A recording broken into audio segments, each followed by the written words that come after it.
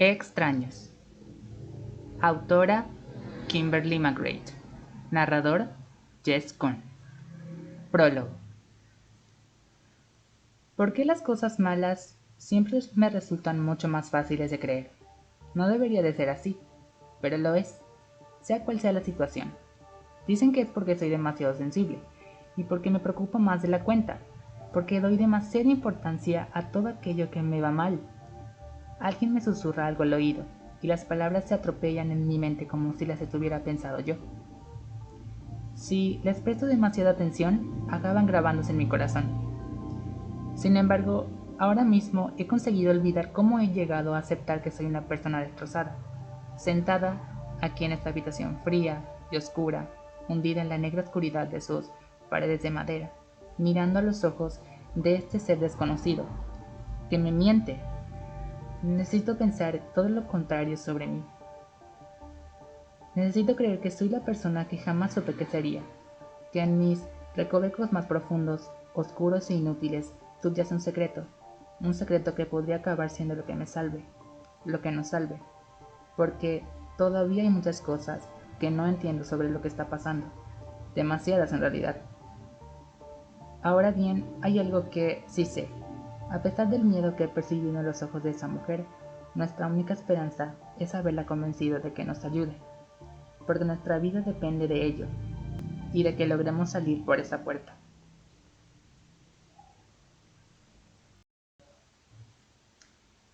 Capítulo 1. El teléfono de mi padre empieza a sonar con fuerza, al tiempo que vibra y tiembla ligeramente sobre la mesa maltrecha de nuestro comedor.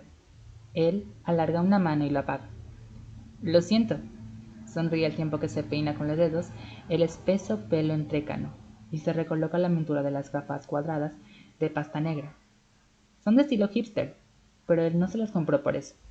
En el caso de mi padre, cualquier accesorio de este tipo es mera casualidad.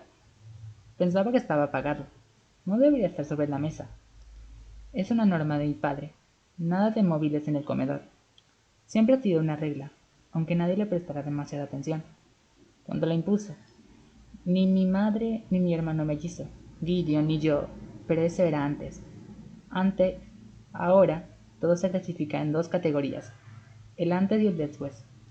Y en el oscuro y terrible punto medio se encuentra el accidente que sufrió mi madre hace 4 meses. En el después, la norma de nada de teléfonos es mucho más relevante para mi padre. Muchos detalles han adquirido importancia. A veces les da la sensación de que intenta reconstruir nuestras vidas, como si fuera un castillo de naipes. Y yo lo quiero por eso. Sin embargo, querer a alguien no es lo mismo que entenderlo. Lo cual está bien, supongo, porque mi padre tampoco me entiende a mí. La verdad es que nunca lo ha hecho. Sin mi madre aquí, a veces pienso que nadie me entenderá jamás. Pero mi padre no puede cambiar lo que es, un científico con una mente privilegiada, que vive totalmente guiado por la razón. Desde el accidente dice te quiero mucho más que antes, y siempre está dándonos palmaditas de ánimo a Gideon y a mí, como si fuéramos soldados a punto de partir al campo de batalla. Sin embargo, es un gesto que resulta raro y violento, y lo único que consigue es hacer que me sienta peor por todos nosotros. El problema es que mi padre no tiene mucha práctica en lo de ser cariñoso y mostrarse afectivo. El corazón de mi madre siempre fue lo bastante grande para encargarse de ello por los dos. Y no es que ella fuera una persona precisamente blanda. No podría haber sido fotógrafa profesional. En todos estos países, con todas esas guerras, de no haber tenido un fuerte carácter. Pero para mi madre, las emociones solo existían de una forma posible, magnificadas, lo cual era aplicable a sus propias emociones. Lloraba como una loca cuando leía algunas de las tarjetas que Gideon o yo le escribíamos para darle la bienvenida a casa. Y lo aplicaba a lo que sentía con respecto a las emociones de los demás. Siempre sabía si Gideon o yo estábamos disgustados, incluso antes de que entráramos por esa puerta. Fue ese inexplicable sentido de mi madre lo que hizo que mi padre se interesase tanto por la inteligencia emocional. IE, para abreviar. Es investigador científico y profesor universitario, y podría decirse que ha dedicado toda su vida a estudiar una parte muy pequeña de la IE. No es un tema con el que vaya a hacerse rico, pero al doctor Benjamin Lang le interesa la ciencia, no el dinero. Además, hay un aspecto positivo en el hecho de que mi padre sea el hombre de hojalata. No se desmoronó después del accidente de mi madre, solo una vez en el que creí que iba a perder el control. Estaba hablando por teléfono con el doctor Simons, su mejor y único amigo, su mentor y su consejero. Incluso en ese momento en que le vi tambalearse, mi padre fue capaz de contenerse con la suficiente rapidez como para no caer en el abismo.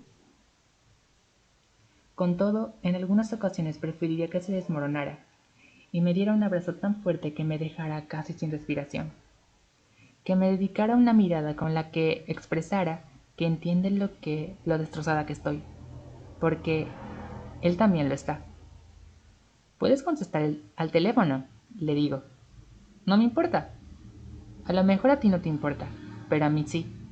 Mi padre se quita las gafas y se frota los ojos con un gesto que lo envejece mucho. Eso hace que la punzada de dolor que siento en la boca del estómago se intensifique un poco más. Algo tiene que importar, Wiley, o acabará sin importarnos nada. Es una de sus frases favoritas. Me encojo de hombros. Vale, lo que tú digas. ¿Has pensado un poco más en lo que te ha dicho la doctora Shepard en vuestra sesión telefónica de hoy?, me pregunta intentando sonar despreocupado. Sobre lo de empezar a volver a ir a la escuela, aunque sea hasta el mediodía. Tengo claro que ha estado deseando sacar el tema desde que nos hemos sentado. La idea de que me olvide de la tutoría de estudios en casa y que termine el último curso en el Instituto Newton Regional parece ser el tema favorito de mi padre. Cuando no hablamos sobre ello es porque se ha mordido la lengua en un vano intento por mantener la boca cerrada. Mi padre tiene miedo de que, si no vuelvo pronto al centro de forma regular, ya no regrese nunca. Y no es el único. Mi terapeuta, la doctora Shepard, también está preocupada por el mismo motivo. Coinciden en la mayoría de las cosas, y seguramente es porque han estado intercambiando correos electrónicos. Les autoricé a hacerlo después del accidente. Mi padre estaba realmente preocupado por mí, y yo accedí a que estuvieran en contacto, porque quería que creyeran que colaboraba con ellos, y que estaba perfectamente bien de la cabeza. Sin embargo, la verdad es que sus charlas privadas nunca me han hecho ninguna gracia, sobre todo con este momento cuando ambos parece que se han aliado para conseguir que regrese con normalidad a las clases. Creo que no ha ayudado mucho el hecho de que en las últimas 3 semanas haya tenido que sustituir las sesiones presenciales por las consultas telefónicas porque no logro hacerme la idea de salir de casa. En cierto sentido, esto demuestra la teoría de la terapeuta. Evitar ir al colegio no es más que la punta de un iceberg muy profundo. Al principio la doctora Shepard estuvo a punto de no recomendar la tutoría a domicilio, porque sabe que mis problemas con la asistencia normal a clases no empezaron hace 4 meses, el día en que el coche de mi madre perdió el control sobre una placa de hielo y acabó destrozado.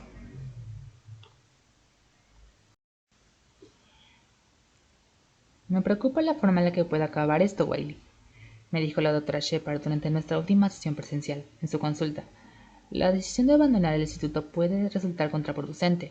Ceder al pánico que sientes lo empeora aún más. Es una realidad. Eso es una realidad, incluso en un momento tan doloroso como el que estás viviendo.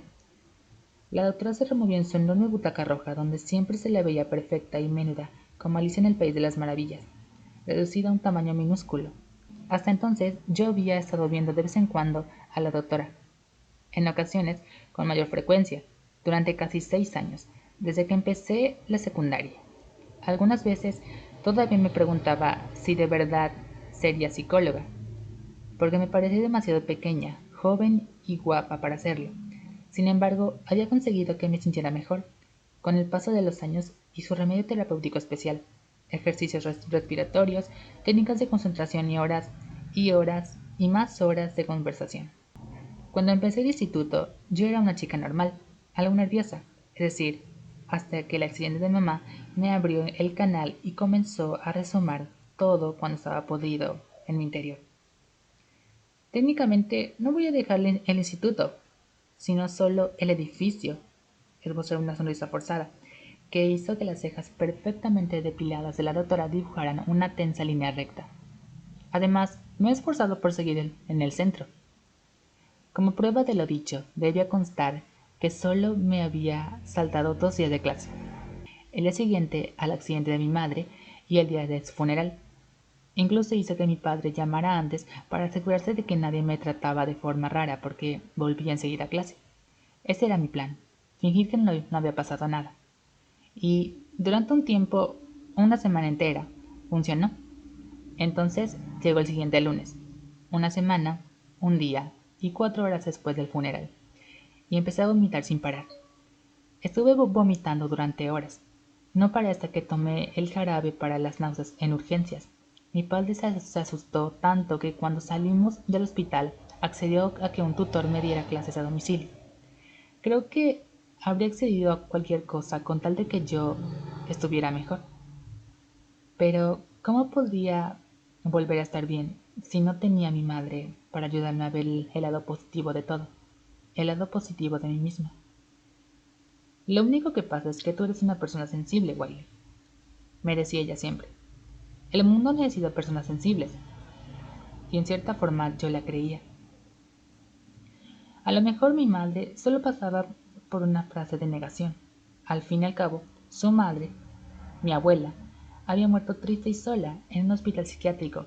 A lo mejor mi madre se negaba a creer que esa historia estaba repitiéndose conmigo, o a lo mejor de verdad creía que no había nada malo en mí. Algún día podría habérmelo aclarado, pero ahora ya no lo sabré nunca. Bajo la vista hacia mi plato y evito la mirada de mi padre mientras empujo un montón de espárragos muy bien cocinados hacia un montículo de cuscús que acabo de esculpir. Cuando el camino se complica, el hambre es siempre lo primero que desaparece. Y desde el accidente, mi vida es básicamente un largo camino complicado. Aunque es una lástima no tener hambre. La comida de mi padre es una de las pocas cosas que seguimos teniendo. Él siempre ha sido el cocinillas de la familia. Dijiste que yo decidiría cuándo estaba lista para volver al instituto. Le digo al final, aunque ya sé que jamás estaré lista, que no querré hacerlo o que no seré capaz de volver al instituto Newton Regional. Aunque no hay motivo para decírselo justo ahora a mi padre, al menos no de momento. Y decidirás tú cuándo es el momento de volver al centro. Pretende sonar muy relajado, pero tampoco ha tocado la comida, y esa venita que se le ve en la frente está hinchada. Pero no me gusta nada que estés sola en casa, aquí metida todo el día. Me hace sentir... No es bueno que pases tanto tiempo sola. Disfruto de mi propia compañía. Me encojo de hombros. Eso es bueno, ¿verdad? Vamos, tú eres el psicólogo. Es ese rollo de la autoestima alta y eso, ¿no? Qué falsa me parece mi sonrisa cada vez que la fuerzo. Seguramente porque una parte de mí sabe que sería mejor perder esa discusión y que me obligaran a volver al Instituto Newton Regional, aunque me resistiera pataleando y gritando. Venga ya, Wiley. Mi padre me atraviesa con la mirada y se cruza de brazos. El simple hecho de que te gustes a ti misma no significa que... Se oyó un fuerte golpe en la puerta de entrada, que nos sobresalta a ambos. Por favor, que no le haya pasado nada a Gideon.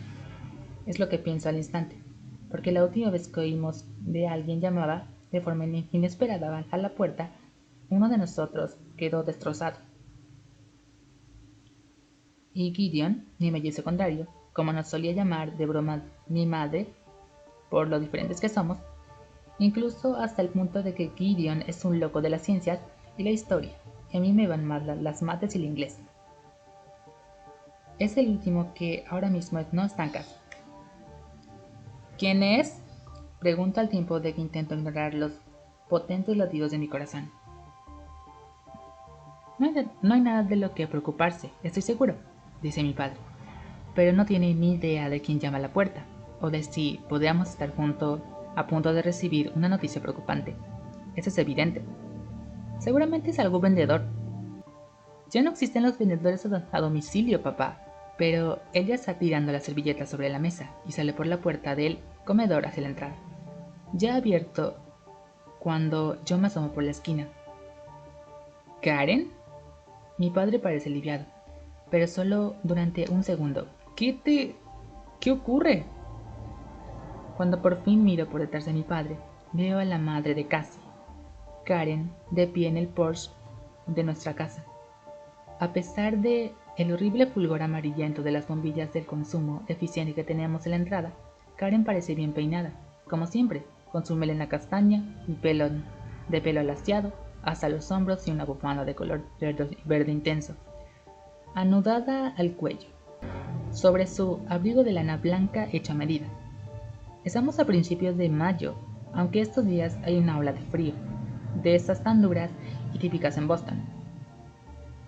Siento presentarme sin avisar, se disculpa Karen con voz aguda y temblorosa. Está jadeando y le sale vaho por la boca al hablar. Pero he llamado por teléfono un par de veces y no contestabais. He salido en el coche para buscarla y al ver la luz en vuestra casa he supuesto, Dios mío, he buscado por todas partes. Cuando se cruza de brazos y se le acerca un paso más, me fijo que en sus pies va totalmente descalza. ¿A quién has buscado por todas partes? Mi padre también se ha fijado en sus pies. Karen, ¿dónde están tus zapatos? Entra en casa. Como ella no se mueve, mi padre alarga una mano y da un ligero empujoncito para que entre. Debes estar helada. Entra, entra. No logro encontrar a Cassie. A Karen se le quiebra la voz al entrar a casa. ¿Puedes? Odio tener que pedírtelo, Ben. Pero, ¿puedes ayudarme?